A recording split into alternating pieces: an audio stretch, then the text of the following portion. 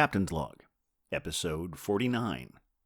This week's episode of the Beer Vengers podcast is sponsored by Astoria Beer and Cheese Ditmars, located at 35-11 Ditmars Boulevard in Astoria, Queens. Enjoy their eclectic array of craft beer, artisanal cheeses, and specialty grocery items at Astoria Beer and Cheese Ditmars, home bar to yours truly, Captain Porter Brown Stout. When we started the Beer Vengers podcast over a year ago, in the late summer of 2020, our mission was to share our friendship, our experiences, and our beer with anyone who cared to join us. But one reason it happened when it happened is that I've spent the better part of my adult life making my living by performing in front of live audiences. Since that part of my life was on indefinite hiatus, I decided to explore the ways I could create something to share with the world within the walls of my New York City apartment. In a nutshell, that's how the Beer Vengers podcast came to be. Shortly after we began, I read about an open-source beer created by Gun Hill Brewery in association with the Happy Hour guys called Curtain Up. The recipe would be available to any brewery that wanted to use the proceeds to benefit workers in industries affected by the loss of live performance. Obviously, this cause is personal to me, and we talked about Curtain Up whenever we could. We knew we wanted to dedicate an entire episode to this project, but we also wanted to share as many varieties as we could. Though Curtain Up now has 76 and counting participating breweries, this was a challenge due to varying production schedules and the popularity of the beer. When I finally realized that the time might be right, I reached out to the Happy Hour guys, Mark Aldrich and Jimmy Ludwig. They immediately and graciously agreed, and on top of that offered to bring Dave Lopez of Gun Hill Brewing with them. I'm proud of all 49 episodes we've done so far, but this one in particular holds a unique and special place for me. Thanks to Mark, Jimmy, and Dave for helping us help them to spread the word about Curtain Up. Remember to like, star, and subscribe whenever that feels appropriate. And send us your emails at thebeervengers@gmail.com if you have any questions, suggestions, or if you just like hearing us talk about you on the show. And now, without further ado, please enjoy episode 49, Curtain Up. Well, we're the Beer Vengers, Beer Vengers, Beer Vengers. We're the Beer Vengers. Welcome to the Beercast, everyone. Coming to you from an undisclosed location in Astoria, Queens, I am Captain Porter Brown Stout. And coming to you from an undisclosed location in the County of Kings, it is I, the Beer Wonder. And we are the Beer Vengers. Yeah, very succinct that time. We didn't do it overindulge too much. That's right. We are the Beer Vengers. You're the Beer Vengers, and we've got a really exciting show for you out there today. It's unprecedented in more than one way. But we have some really exciting guests here today. 3 guests. We've never had more than one guest, but we have 3. We have the Happy Hour guys, and I'll say their names in alphabetical order. That's Mark Aldrich. Aldrich or Aldrich? Aldrich, you are correct. Aldrich. I'll get it right the first time. Good. And Jimmy Ludwig. Ludwig. Very good, Jimmy Ludwig. And also from Gun Hill Brewery in the Bronx, welcome Dave Lopez. Thank you for having me. Good to be here. Good to have all of you here. Isn't this exciting, Beer Wonder? I know, it's incredible to see more than just 2 to 3 faces on a screen. Feels like we're all out drinking together, except still in tiny boxes. That's true. And we have a very specific reason why the 5 of us are here today, but I think we should get to the pours, and the reason we're all here today will very quickly become apparent. Wow, usually the guest goes first, Beer Wonder, but since we have 3 guests, I don't know, who do you think we should start with, since you're all the arbiter of politeness here on the podcast? Perpetually. I feel like, it is sort of like skill before beauty. I think we should let the brewer go first. I think that's I think that's a great idea. Yeah, Dave, exactly. Absolutely. What beer do you have today? So I have the Sloop version of Curtain Up. Oh, very good. Yes. So this one, they just released, I don't know, what was it, 2 weeks ago, 3 weeks ago? So very fresh.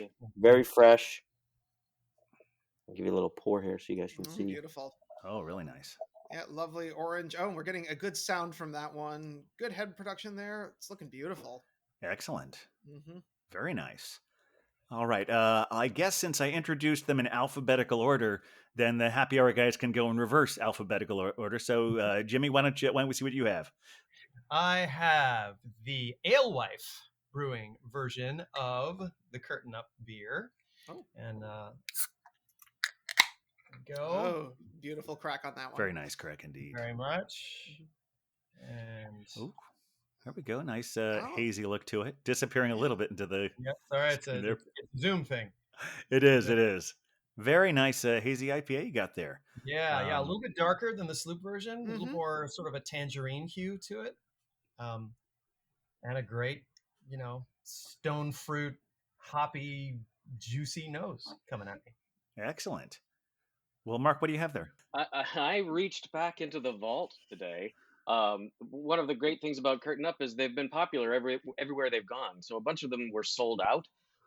But in the back of my fridge, in a very special place, I found one of our original versions from Gun Hill Brewing. Normally, I would not recommend having an IPA on about 10 months worth of aging, but I tried one from the same batch just a few days ago to make sure that all would be going well. And I was shocked at how well this beer held up. Really, really shocked. So, all right. Well, we know Gun Hill is consistently good, so glad to hear it. Absolutely. Oh, you guys are too kind. Oh, that's pretty. Well, it is your That's original so recipe, isn't it, Dave? It is. It is. See, that's just beautiful right there. That's a really nice one.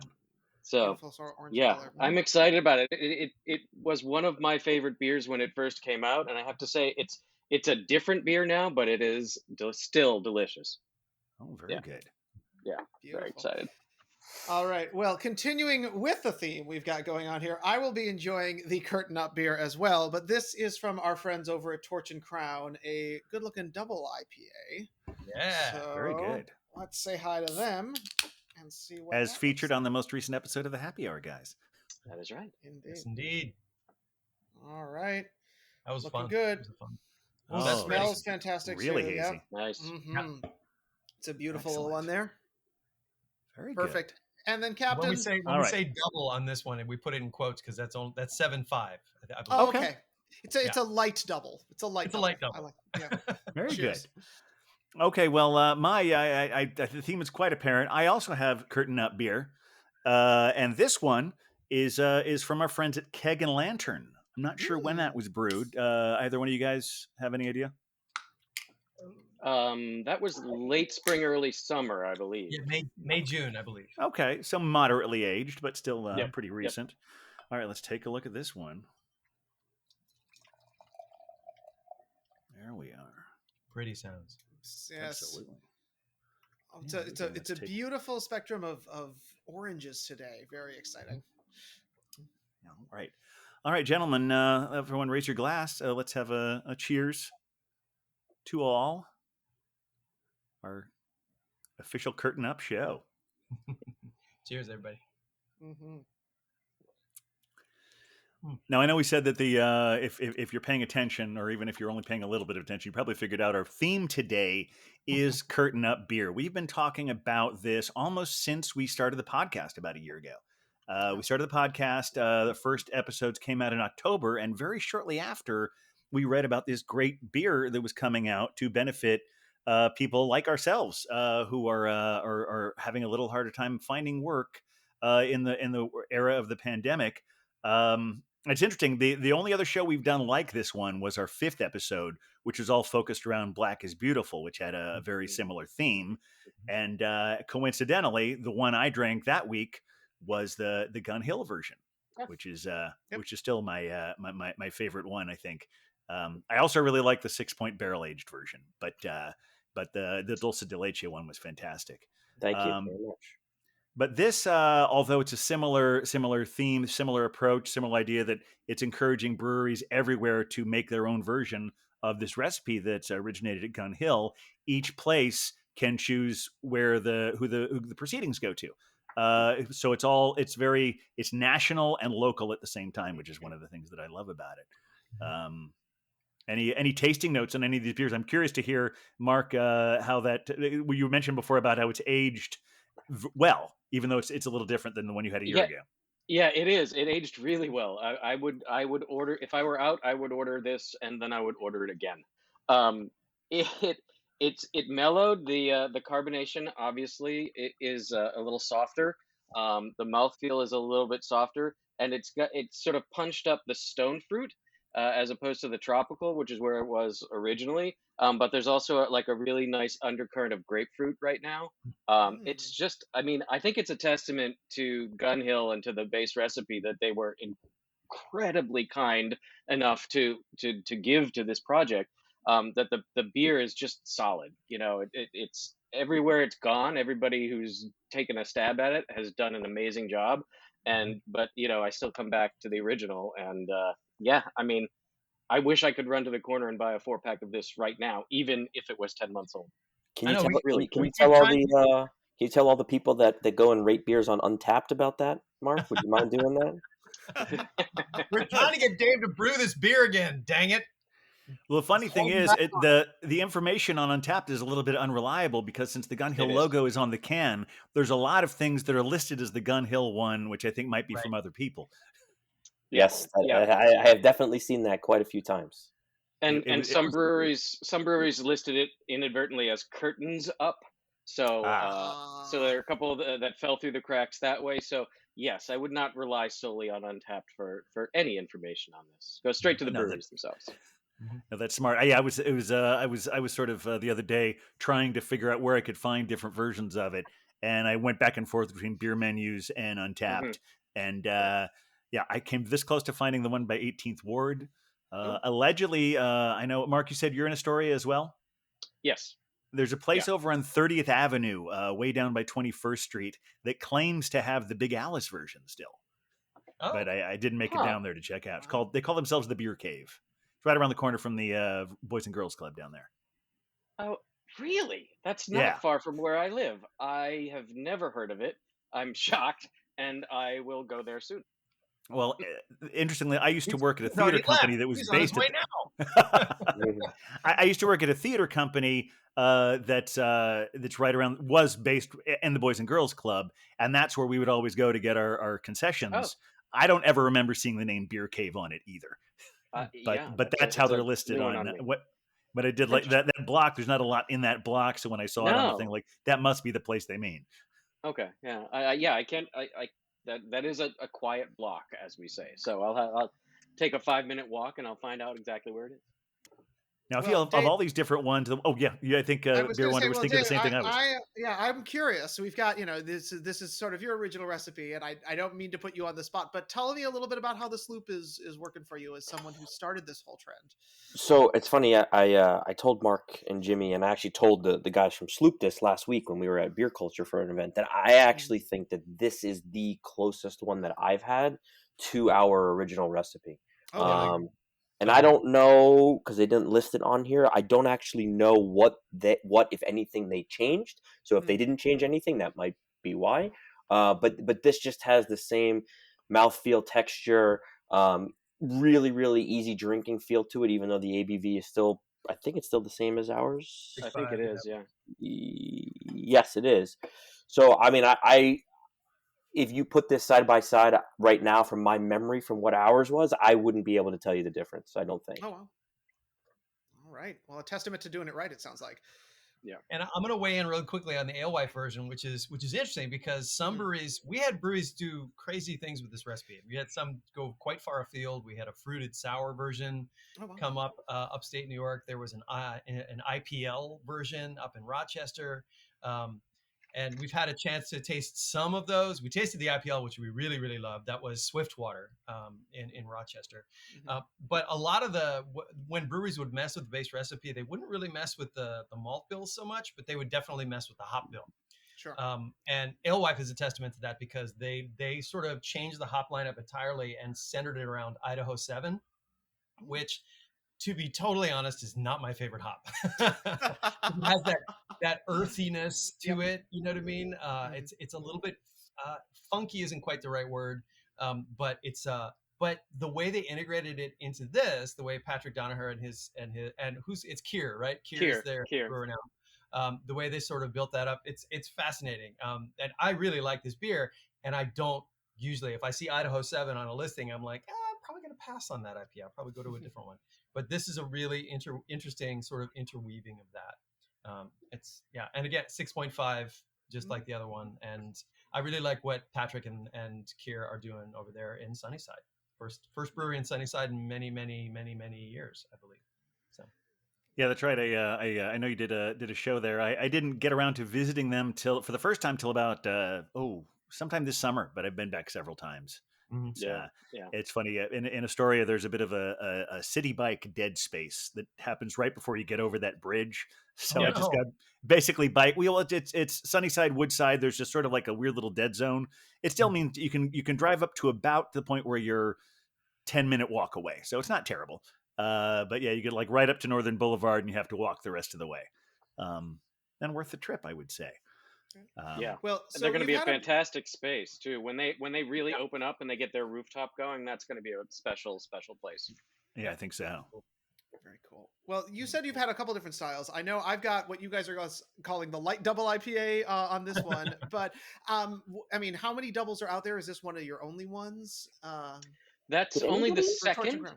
Yeah, one of two. It's the second. Masthead in Cleveland did a double, but unfortunately, we're not in Cleveland, and we weren't able to get any of it. So this is the only double that we actually got to try. And I'm very sad that we missed that because one of the last set of gigs I did before the pandemic hit was at Great Lakes Theater in Cleveland, and the company housing is a block and a half from Masthead, and I think I was there every other day. I mean, they make some really good beer, and the fact that we weren't able to get any of that was, which was great. I mean, sure, it disappeared really quickly, but we were sad to miss that one. Yeah, that one was cool. It benefited the Cleveland Playhouse in addition to the Actors Fund. So some of that money stayed in Cleveland, and the rest dispersed throughout the country. So, yeah. Well, it is smooth. It's floral. It's a delicious beer, and certainly does not feel like it's 7.5%. So mildly dangerous as well. Yep. I just want to plug Torch and Crown too, because that's a gorgeous space. Gorgeous. If people haven't been there, it's the only craft brewery. It's the only brewery in Manhattan, and they opened in the midst of the pandemic, and that's right. Actually, that's actually not true. There is another. There is another brewery. They just don't. It's a tiny one down on the Lower East Side, called That Which Ails You. Yes. Oh, I think we talked about this on the show once before. I haven't been there, but I did hear about it. How are they doing? All right. I've only been there once. They have a really nice a really good outdoor setting there. It's a tiny indoor space, but the outdoor space is great in the back of the facility. So, and they're making more unique stuff. So it's worth checking out. And you would never ever know that they were there unless you literally ran into it. Field trip. Yeah, absolutely. Yeah, I'll go there, and I want to go to Torch and Crown again as well. In fact, Torch and Crown was one of the once we were all vaccinated and we started feeling a little more comfortable going out, we had a whole Beer Venger trip out there. I don't think you were there, Beer Wonder, but I was there, and Hophead Huck and Cider Girl and all of us. Oh no, I remember it was an incredible. Yeah, it was one of our first big adventures. Oh no, yeah, you were there. You were there. I can't remember. Every once in a while, you're a very busy Beer Wonder sometimes, so I can never remember. Like I think you were there. Of course you were there. Yeah. But yeah, we had a great time going down there. Yeah, this one, Keg and Lantern, I will have to admit, I don't think I'll have anywhere near as sophisticated tasting notes as Jimmy had, because IPA isn't usually my style. I enjoy IPAs, but I'm always, you probably figured it out from my chosen name, Captain Porter Brown Stout. I tend towards the darker stuff. Void of Light is one of my favorite ones of all time. But this is really good. I do think it's keeping with the way the hazy IPAs in general go down a little more smoothly than the West Coast IPAs. They're not as hop forward and easy, as you keep saying, easy drinking. And I'm enjoying it very much. Yeah, there've been some really great variations on this base recipe. And when you're fortunate enough, and David's going to aw shucks us again when we say this, but when you're fortunate enough to have a really solid base recipe, there's so many cool places you can go.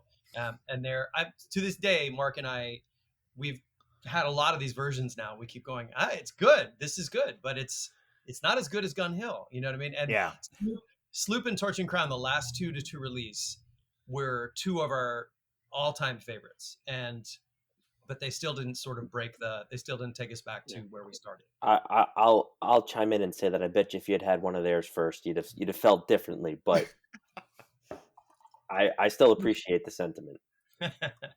Well, we're fans of yours, Dave. You know that. I know. I was going to say, you're literally surrounded by Gun Hill fans today. So. Oh, good, Absolutely. good. I'm glad. I'm very happy to hear that. Yeah, haven't been there in a while, but I did order by mail from you a couple times last summer. Not this past summer, the 2020. For home delivery? Yeah. Oh, yeah. I wish we could still do that. I went ahead and became a Canon Club member. I went for it. Yeah. Oh, congratulations. Oh yeah, it's been great. Excellent. Great. Well, now that we've talked about all of these tastes, I know that some people who are listening from the beginning, and we've been pushing this for a while, and even they probably don't know everything. I don't know everything about how this whole thing to be. So since we're going to talk in a more formal-ish way about Curtain Up Beer, I think it's time to learn the origin story. That's right. It's time for the origin story of Curtain Up Beer. And I know this goes back a little ways. Happy Hour guys, you've been doing your thing for 13, 14 years? Yeah. Is that right? Yeah. But really, this came out of a project that really brought. I know you're both actors who have been on Broadway and television and film, but specifically the Broadway connection. That the way you really first brought beer and Broadway together was with the Broadway Brews project. How did that first come about? Jimmy, why don't you take this and I'll do Curtain Up? Yeah, you got it. For years, we were. We did the pilot for the show in 2006, and then we started producing regularly in 2008, and we're at nearly 400 video episodes now, and I feel like we've been saying that for years because we started saying that when we were like 350. So, but the whole thing with the Broadway Brews project was we had our beer lives and we had our actor lives, and they didn't really interconnect. The Venn diagram was not overlapped. There was no Venn. There was no diagram. We were like, we have to get these two things to connect. And how do we do that? And it was like, well, we could make a beer with a Broadway show, I guess. I mean, but what's the point, right? And then it was the key was when we realized the charitable nature of the craft brew industry, and that beers that give back make a difference. So that was the key. That was the catalyst. And the Broadway Brews project was born. And we had the idea, so we'll get a Broadway cast together with a local brewer, hopefully local, if not, but a craft brewer, and they will collaborate on the recipe based on the theme of the show and what the cast is into. And then together the cast will choose who the beer is being brewed for, what cause. And then Mark and I would shoot the entire process, and it would come out as a 3-episode arc. So the first episode being they meet, they come together and they discuss ideas. The second episode is brew day, when the actors would go to the brewery and actually put the beer together. And then third episode is the release party, the big party. And at that point we bring in the charity partner and they get a check cut to them, or they've already gotten a check cut to them. And we talk about that on camera, and it's a lot of fun. And so I started pitching this, and I got the equivalent of a blank stare from lots of Broadway producers. Lots of, what? Sorry, what? And also just got plain ignored. At one point, I had a call with a Broadway producer which shall remain nameless, and he said, I really don't see what this has to do with us. And it was a rock and roll show. It was like a jukebox rock and roll musical. And I was like, come on, booze and rock and roll. Those two things go together. You sold me, yeah. Yeah. Silence. I mean, they said nothing. They were like, cricket, cricket, cricket. Like, oh, God.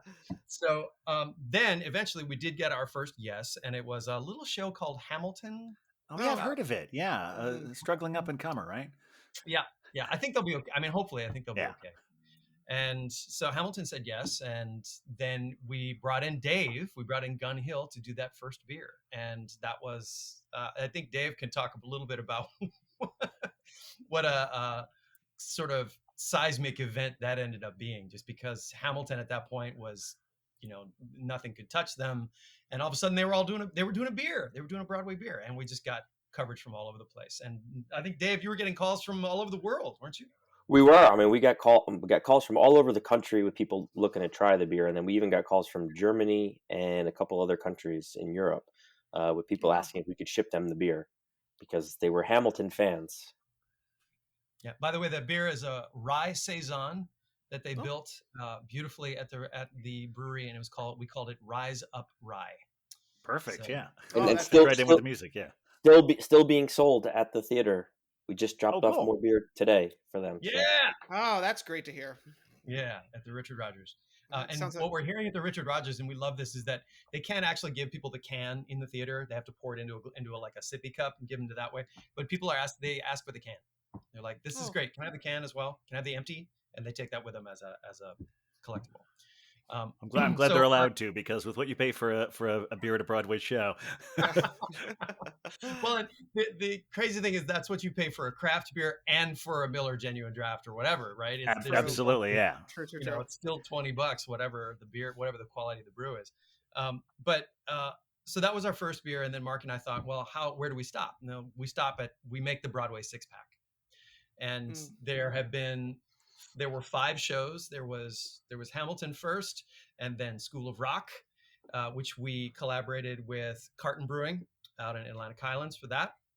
And we did what was it, Mark? It was an Imperial Black IPA. That is correct. Yes. Called School of Hops. Love it. That was that beer. The next was Waitress, and that beer was called It's for Adrian, which is Adrian is the name of the woman who wrote the film script, who died tragically and was a big inspiration to the whole thing. And that was a cherry cream ale. Fits. That 6 Point did for us. Then the next was the Phantom of the Opera beer. That was a black lager done by Hardywood Park Brewing down in Virginia, which was weird because they just called us and were like, we have to do this. So they make some great beers. Did you actually get like with all the other ones? Did you get the cast out to Virginia to participate that we did with it? Oh wow. We did. Yeah. They were incredibly generous to us, and that was a really fun. To do that while you're doing 8 shows a week is very impressive. They did it on the day off. Literally. Wow. Yeah. Gave us their day off to go all the way down to Virginia.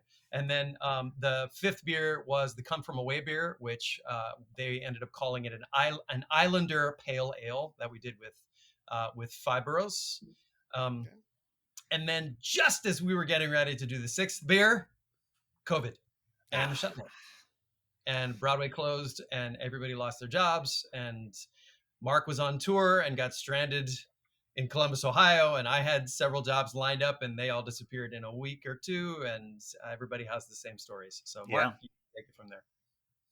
Well, so, we sort of went back and forth for quite a while about how do we approach this? How do we do something that's meaningful? What's important right now? Like how do we respond to what's going on, not just in the world, but in our industry?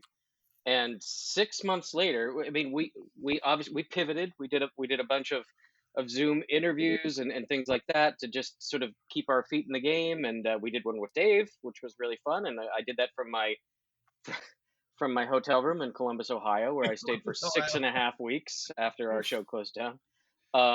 And then finally, in September of 2020, we felt confident enough to go to Sloop Brewing actually and shoot our first in-person episode in quite some time.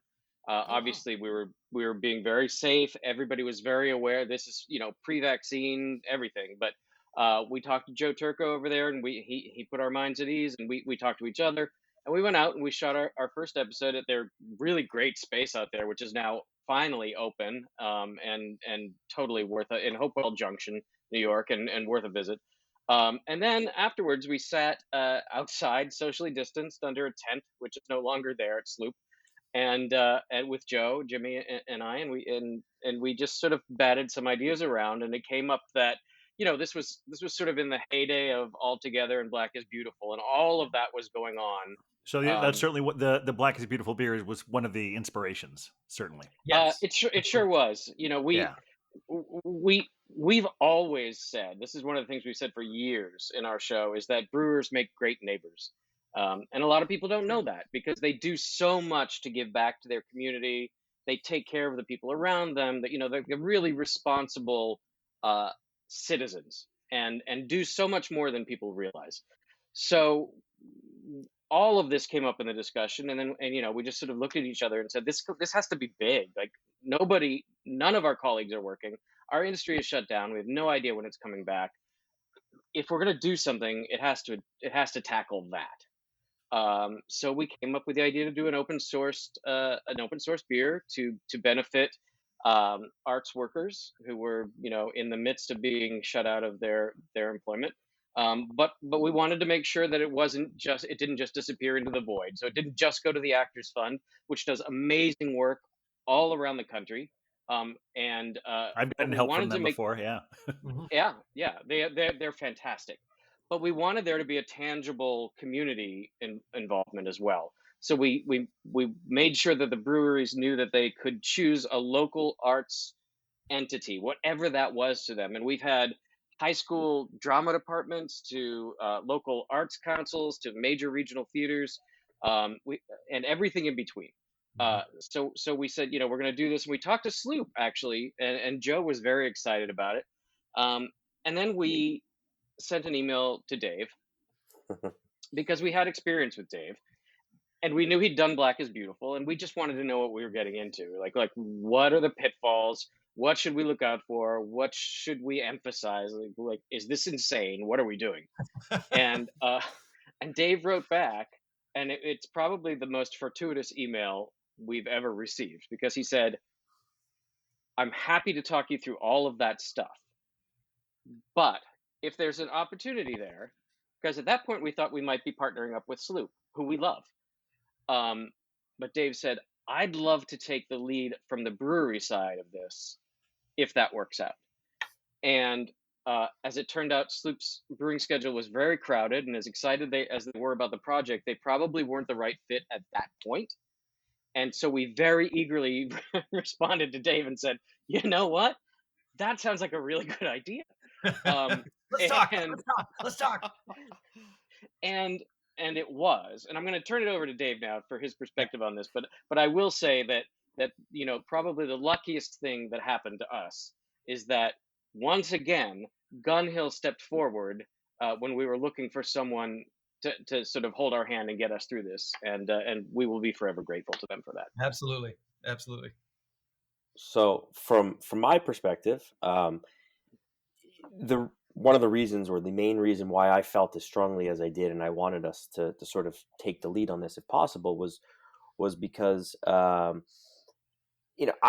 born and raised in New York City, and so I know just how important the arts and the theater is to the lifeblood of the city. And so I felt this was a really good opportunity, not just for me as a brewery owner or as, with my team or anything like that, but also me as a New Yorker to be able to really make a contribution and try and help people out that were going to be struggling for a very long time or an indefinite period of time. One of the things that we did, and this is a collective, we, Jimmy, Mark, and myself, when we were trying to come up with this, is we really wanted to make this so that it was not going to be cumbersome for a brewery to be involved, because that was also something that I really like. As much as I wanted to help the arts and help everyone who was going to be struggling, it's not like the brewery community was sitting and rolling in it during this time either, and still are not, so it had to be something where everyone could really win. And so one of the things we set out for, and we talked about different ideas for different kinds of beers, different recipes, and for better or for worse, this is the style we settled on because we figured it would be the easiest to get more people in because they figured you're already making something like this. But I wanted it to be something where the base recipe wasn't going to be crazy expensive, where the brewery would feel that in order for them to even just cover their costs or whatever, that it would be they'd have to charge a lot of money for the beer. So I wanted to make something that I was confident everyone would be able to go, okay, the ingredient costs aren't that bad. I can still make my normal margin at a reason and charge a reasonable price, and then tack on a little bit of money on top of that, and have that at a minimum, have that be my donation. That's smart. And that way the consumer is not being charged or being price gouged in any way. So I feel like we came up with something that really did accomplish that. I think, unfortunately, a lot of people have sort of missed that point that you can still make your full margin and just, add a little spread to that, and that the consumer will be willing to pay that little additional amount. But I think as more and more people hear about it, they'll realize that, hey, if I can make money on this and it actually is a good recipe and a good beer, what's my downside? Because we all know that they're making something similar like this in their brewing schedule anyway. Sure. So, Yeah. And that is a conversation that Mark, especially because Mark's been doing a lot of the cold emails to breweries around the country. A lot of the responses we get are breweries saying, hey, we did this charity beer, we did that charity beer, we're just tapped out right now, we can't do this. And we're saying that's not what this is. Right. For you to make money and also charge a little bit extra and take that little bit extra and send it off to people who really need it. It's not about you donating anything. It's not about you donating ingredients. It's not any of that. But there's a certain perception around charity beers, quote unquote charity beers, that I think was a little rough, a little hard for us, especially because it got kind of thick in there, right? After All Together and then Black is Beautiful. So there's been some education we've had to do along the way. I mean, I also think, sorry to cut you off, but I think that the other thing that's really, it's almost, I mean, obviously one of the, raising money for all these beers is super important, but particularly with Black is Beautiful and with this, not so much with All Together, because All Together, obviously everyone knows what that was all about. And everyone knew, you could see the hospitality industry was shut down. Mm-hmm. But I don't think that people fully appreciated just how bad the theater community, the performing arts community was going to be impacted by this, and for how long, and what the longer term ramifications were.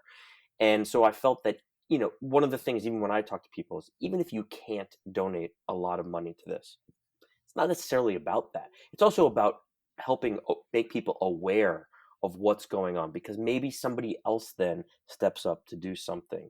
So maybe it's that hockey assist that they're making to try and get someone to help out.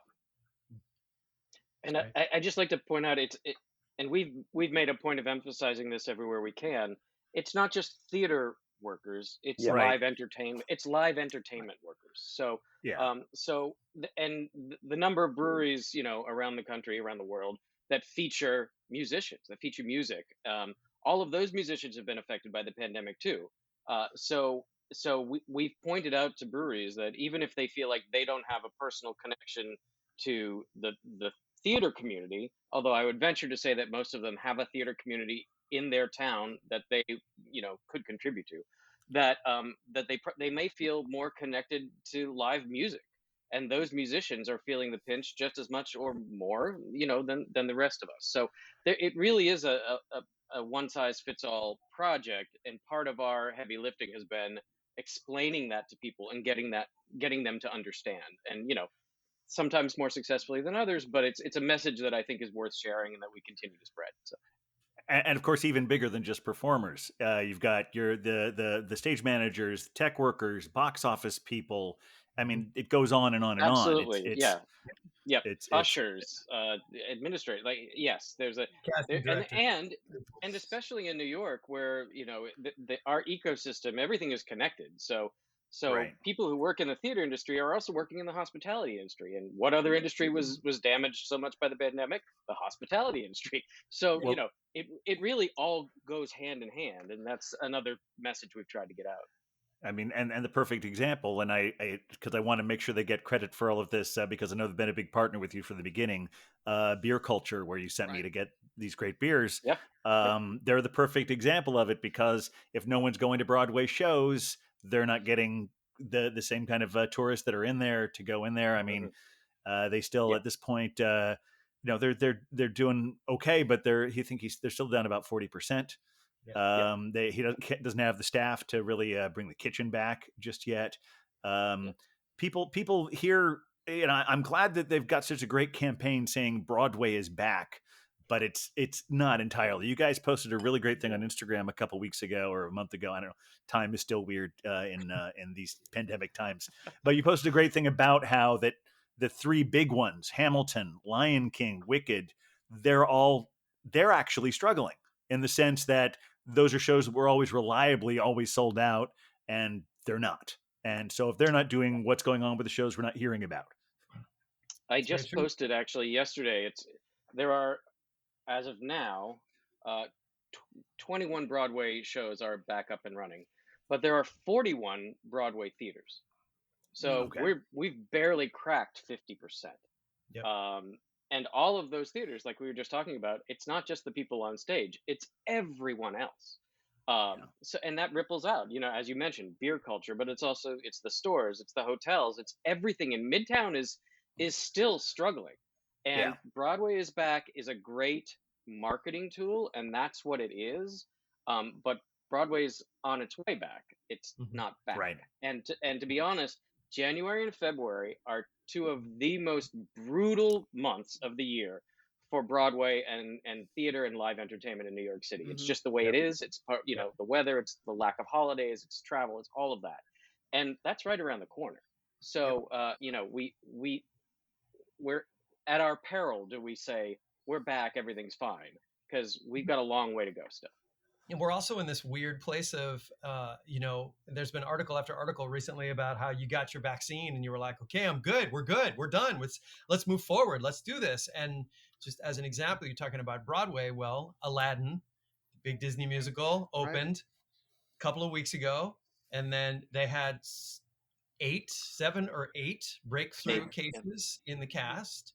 And that completely out, as they say, crushed their coverage. So they had they were out of bodies to put on stage, and also was just not safe to be in the theater anymore. So they shut them down for the weekend. They called the weekend, and then they got back in the next Tuesday, and there were 2 or 3 more cases. Wow. So they said, okay, fine, everybody's out for like was it 10 days? They haven't opened yet. They still haven't reopened tonight. Tonight Tonight is their second reopening. Their second reopening. So they opened and then closed again. And the other thing about, as you well know, the theatrical machinery, you don't just spin up a show like bing, you know what I mean? That's not how it works. And the act of the momentum involved in getting a show back up and performance ready and ready to go, it costs a lot of money. It's the same idea as a restaurant, right? You order in all of your fresh produce, all of your fresh food, and then if you have to close for a week, all that food goes bad. You lose that money, and then you reopen again, and you have to buy all that stuff again. So it's the same. We are not. It's great to say Broadway is back, and it's great to say that the Curtain Up Beer has done a lot of things, but we aren't even close to being done with this project because a lot of people still need a lot of help and are going to continue that for the next. I don't know how long. And so if you see the Curtain Up Beer anywhere, just buy it. You're helping. Yeah. We need your help. The performing arts industry, the live performance industry needs your help. It's a long way off from being recovered. And when I say everyone, we have at various times we've had people all over the country and sometimes internationally listening to this. Curtain Up really is. I know a lot of it is local. I mean, it's all local everywhere it is. That's the wonderful thing about craft beer is every place you go, there's a local scene. So even if it's not New York, it's local. But how far reaching is it? I think you have like 75 breweries that have at some point or another made a version of this. Is that right? I think we're at 76. 76 that have either made it or committed to making it. Yes. In 14 states and DC. 15, I think, because Maine came on board just a couple of weeks ago. We had a Maine brewery jump in, which is great. So we're at 15 states and the District of Columbia, and we've reached out internationally. And if anybody's listening right now, no matter where you are in the United States or abroad, we would welcome you. Just get in touch with us. It's very simple to take part. Yeah, I mean, and just speaking of that, go to curtainup.beer, and you will go right to the page that has all the resources on it. And there's press, there's artwork there, there's a discount on label printing, the recipe is there, all the instructions you need, a direct donation link to the Actors Fund. It's all there on the curtainup.beer page. And Oh, sorry. Go ahead. Oh, no, please, no, go ahead, Mark. I was just going to say we're very responsive. So if people have questions, or or they need to be reassured about something, just shoot us an email. We'll get back to you very quickly, and we'll definitely calm your fears and make you comfortable taking part in this. Well, you guys have been. I mean, you're reaching out on a national level, not only with what you've done, but also where it's expanding. And I know you've partnered with the Actors Fund, which is a national organization. But you did mention that there's sort of a community-focused element to each of these beers, and you've talked about how you've had everything from, high school drama programs up to Broadway shows. I'm curious if there are any unique collaborations that you wanted to point out in certain cities around the country that have been particularly made you happy. I have to talk about Alpha Brewing in the Upper Peninsula of Michigan, in Alpha, Michigan, which is not even a town, it's a village. Mhm. I don't know what the difference is, but I grew up near there. Just as an aside, the Upper Peninsula of Michigan has 30% of the landmass of the state and only 3% of its population. There's nobody up there. But this little tiny village has a craft brewery. And they're really generous. They're always making, charity beers. And we visited them a couple summers ago, mid-pandemic, and masked up. We did an episode there, and I was chatting with them, and I mentioned the Curtain Up beer, and they got really excited. As it turns out, there's an old movie theater in the town over, Crystal Falls, Michigan, that has an organ that they use, one of those old school organs that would play music during the silent films before the talkies. And it had been derelict for many, many years. And there were new owners of the theater, and they were rehabbing this organ. And they did their version. I think it was a 1-barrel version, and they donated the majority. They sent some money to the Actors Fund. They donated the majority of it to Crystal Theater, so these folks could buy more organ pipes. I don't know, but we were really touched by that one. I mean, there's been really lots of cool things. And I'll mention Millhouse Brewing up in Poughkeepsie, who reached out to a local community theater, I think Community Players, and not only did they brew the beer, in the spirit of helping their neighbors out, but they then called them and collaborated on a series of videos with the leadership of the theater to talk about what they'd been through over the last year and what it meant to have this beer made, in honor of them or to help them, and it was just really exciting to see somebody get it, and take it a little further. And then the most recent, the Maine brewery that I just mentioned is Moderation Brewing in Brunswick, Maine, and Maine State Music Theater is up until now predominantly summer stock theater in Brunswick, and I've worked there myself. It's one of my favorite places, but they recently had to cancel. They had been trying to stretch themselves and announced a winter season, and with everything that's happening, they had to cancel it. And that cancellation was the impetus that Moderation needed to get the beer in the tank, make an announcement, and create this relationship with, it's a small town. They all know each other, but now they're working together. So that was really exciting to see that happen. Yeah. So do you have any kind of or maybe if this is too delicate, let me know. Wondering if you might have a wish list of breweries you're hoping will sign on. Or maybe you don't want to tell us because you don't want to. You want to wait what you've done. All of them. All of them. I want all of them. Yes. That's an ambitious and hopefully achievable list. Yeah. We want to stop hearing the things that a lot of brewers. I would like to stop hearing the things that a lot of breweries say. It's sort of their reflex answer to asks like this, which is like, we can't, we can't do that. We're not going to make. Basically, they're going to say we're not going to make any money, which is, we've already debunked that. So It's really just about them having an affinity for what it is that we're trying to do for the arts and for an industry that's been really and continuing to be just body blow after body blow. I would say from my perspective, what I would like to see, specifically, I'd like to see more New York City or metro area breweries doing it, because I don't think that everyone is truly thinking about just how important the tourism aspect of the arts is to what we do. Because people come in, they're traveling to see a show, or they go out for dinner before the show. They're going to go to a bar that's going to support the beer that we're selling to those bars. Or they come in for a weekend, they might go and do on a little brewery crawl or something like that. And so I think that to me has been the most disappointing thing, is that more people in this area haven't done it. And by this area, I literally mean the greater tri-state area. I'm surprised that there haven't been more people on the West Coast that have done it. Really, in any city that has a larger, I don't know, Mark and Jimmy, you call it what do you call the national show, the national tour stops? I guess would be sort of what I would say. I'm surprised specifically about that. So that to me, I would like to see more people in those areas. I just to piggyback on that, I think there's a real opportunity for breweries there too. I mean, if they make this beer and develop a relationship with the local touring house or the local theaters, which may hold more performances per year than the touring houses, they could get their beer in there on a regular basis. It could be, it could develop a relationship that lasts for years.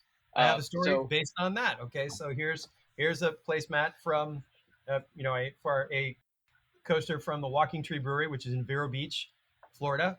And in Vero Beach is the Riverside Theater, which does a lot of musicals. And I had worked down there before, reached out to Walking Tree, was like, would you want to do this? And they just went radio silent. And then all of a sudden, the theater called us and was like, hey, this brewery just did a beer called Curtain Up, and they've talked to us and they want us to put it in the theater. And we think this is really great. And they have started to collect. They have started to, and now it looks like the theater is going to run a line of their beer forever. Oh, really? Right? Well, that's great. Yeah. That's very cool. Yeah, I didn't add that, but they brewed a Kolsch, by the way. Their Curtain Up was a Kolsch, which I kind of love. But so they have this thing now, and they're talking about. I mean, could we do something else if we have a hit show that maybe we bring back? Would you brew beer for that? And it's like, those conversations are happening completely separate of us, which is like our dream in this, to connect these community resources together. And then you have patrons coming out of the theater at intermission going, I know that brewery. I was just there. This is great. Wait, I want to go there again. And so it just one thing leads to another. And it's this wonderful synergy that we can create. Yeah, I want to piggyback a little bit on what Dave was saying, is that not only reach out to these New York breweries because tourists are here, but also the people who are out of work and are suffering are your neighbors. Whether all the different categories of people who are employed by the performing arts and the hospitality industry and whatever else I'm forgetting to mention right now. These are the people who live around you who are dealing with all of this, and this will help them. Absolutely. Yeah, absolutely. Now, I know you just had a big event at Beer Culture for all of this. Did you have any other big Curtain Up events coming up? Well, it's funny. The event at Beer Culture seemed to wake a few people up, or at least get their attention, I should say. So we are in talks, and I think they'll both happen. But Dan McLaughlin, who you've recently spent some time with, very last episode. That's why we weren't able there, because we were celebrating our release of that episode, having happy hour at the Pony Bar. So we'll be at the next one. He is a dear friend of ours, and one of our earliest episodes was at the old school Pony Bar. But he reached I've seen out one to or us both of you in some of those pictures with the All American shirt. Oh yeah. But he reached out to us about doing an event at the Pony, which we're in the midst of gathering. A lot of it depends on availability of versions and things like that, but I think we're going to be able to pull together enough to make it worthwhile for everybody. And then the Baroness Huntress, that bar group reached out to us as well, not necessarily just about Curtain Up, but about a Broadway themed night, and they've already been proactive, and they're sort of gathering some beers together for that. So watch this space, because I think both of those will happen. There's no reason for them not to, and we encourage. We've also, I should mention, we've had some really great partners in the bar world, in the restaurant world, hospitality, I should say. Hold Fast in Midtown has been great for us. They've been carrying Curtain Up throughout, and every time there's a new version, they look into it and carry something there. And Beer Authority, once they reopened, thankfully, which we were not sure would happen at one point, they've been good partners too. Yeah, there are a lot of relationships forming, and hopefully the event at Beer Culture was really well attended. People seemed very happy. Everybody drank a lot of beer. Everybody sold a lot of beer. Everybody talked a lot about the arts. So what we're hoping is that the future events will do the same thing. Yeah, Great. That was a fun night. And I would say if anyone out there, if there's a favorite brewery of yours near where you live who hasn't participated yet, don't leave all the work to Jimmy and Mark. Ask them yourselves. Say, hey, I heard about this great thing. You should do it. I will come here more often if you do it. This is important. Yeah. Well, and in addition to that, anything we should know or be excited about coming out of Gun Hill in the near future?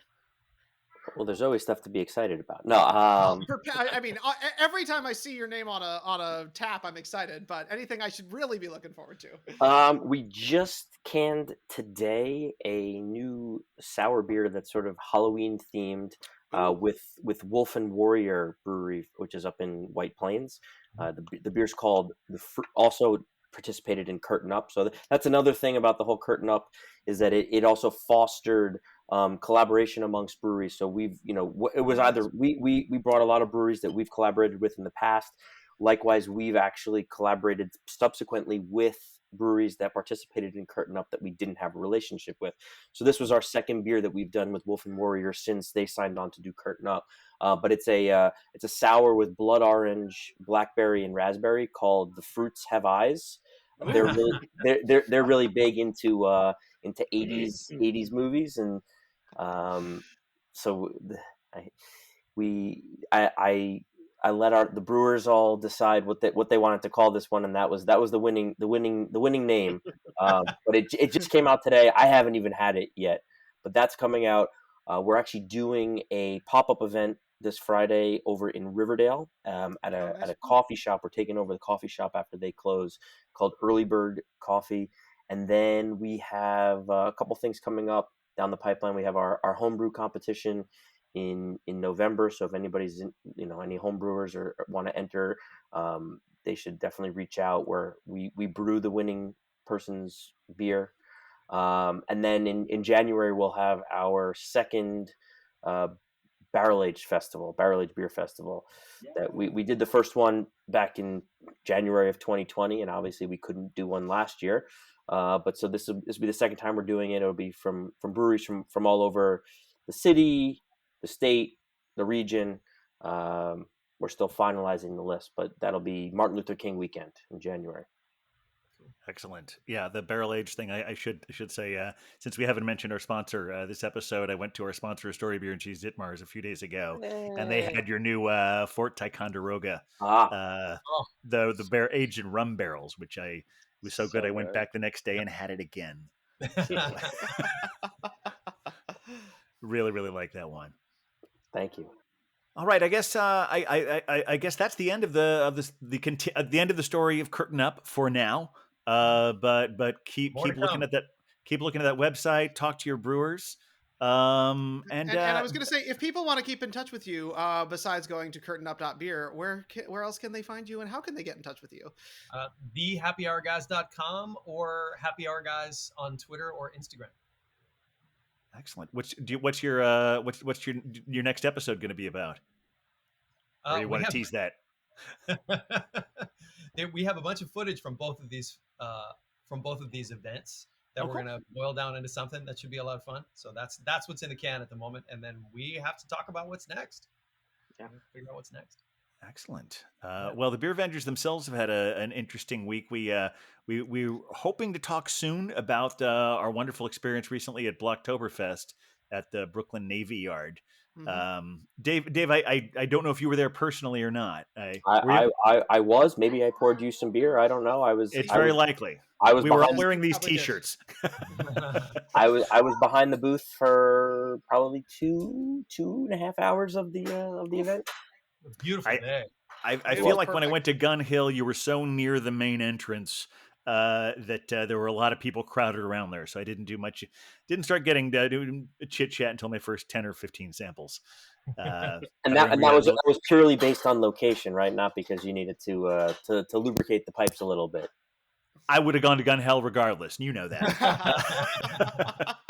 I was like, oh, look, wow, Gun Hill's right here, I think was more kind of the way I responded to it. In fact, it took us a while to get to the backside of it because I think we went to some of those places multiple More times. than once. Mhm. Yes. Yeah. Good stuff. What did you guys think of the venue? It was, it was all right. It was a lot more condensed than I expected it to be. The fact that there were two different, like every table was two breweries. Oh, wow. I mean, the only other thing I'd really been to like that before was the one they did at LIC Flea a couple times with the Queens Beer Festival, Mhm. and that's a lot more spread out. This was like we first got there, it was like, is that it? And then we got closer, we were like, oh no, okay, there's a lot going on. Well, had you ever been to Blocktoberfest at the Well before? When we I used to- had not. No, Okay. I'd never been to Blocktoberfest in any sense before. All I do, like, I understand that they're having the unlimited samples was a new policy, and I fully Yes. support that policy. It was a bit. I'm on the board for the Brewers Guild, and it was a big point. Okay. It was a big point of discussion was how we were gonna do it, because the way we've done it in the past is you pay an entry fee and then you get a certain number of drink tickets for either and you can use them for either a full pour or a half pour, and then you continue to add on as you want. And it's more of just like a general hanging out as opposed to doing it this way. Everyone, you ask 5 people, you get 5 different opinions, but it seemed like it was pretty well received doing it this way this year. Yeah, the only thing I would change as far as that goes would be, I would say I really like the idea of places that will do a small glass souvenir cup that's your tasting cup for the whole time. Just because part of the reason why we didn't do that was because we were concerned about being outside, and we've seen it enough where people drop and then they just shatter, and then it becomes or people are trying to snag another one, and ultimately the guild is a non-for-profit, so we use events like this and opening bash in February to try and raise money for everything that we do over the course of the year for all the members. And so the more we spend on stuff like that, it ends up, and the expenses this year were much different than they had been in the past. This is the first time we've ever done it here. But that is duly noted. Yeah, it didn't spoil it at all, but that's something that I've enjoyed about other ones that I've gone to. But we had a wonderful time. It was great. Yeah. Also, want to give a shout out to our friends at Ebbs Brewing, who are just opening their tap room. We went there. They're doing their soft opening night right now. Beer Wonder and myself and our friend the Globe Hopper were all there last night. I also realized I forgot to give him proper credit. At first, we thought two of us were going to be having Sloop today. But thanks to the Globe Hopper, I managed to get my hands on that wonderful keg and lantern. Unfortunately, I have a backup of the Torch and Crown, so I have a feeling I'll be drinking that very soon as well. But they really nice tap room there. I think they're having their official grand opening about 4 days after this episode is released. But check their Instagram to make sure about all of that. Very cool. Is there anything else you think we need to cover, Beer Wonder? I feel like we've had Gun Hill and the Happy Hour guys here. I mean, we've hit the top. I don't know if there's anywhere else to go at this point. I think you're right about that. Gentlemen, thank you so much for coming. This has been a wonderful hour learning out about all of this, and I'm looking forward to my next Curtain Up and the one after that, and the one after that, and looking forward to a world where you finally do say, like, I think theater is back. I think everyone is fully recovered.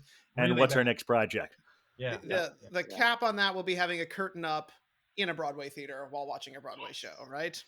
Yes. Absolutely.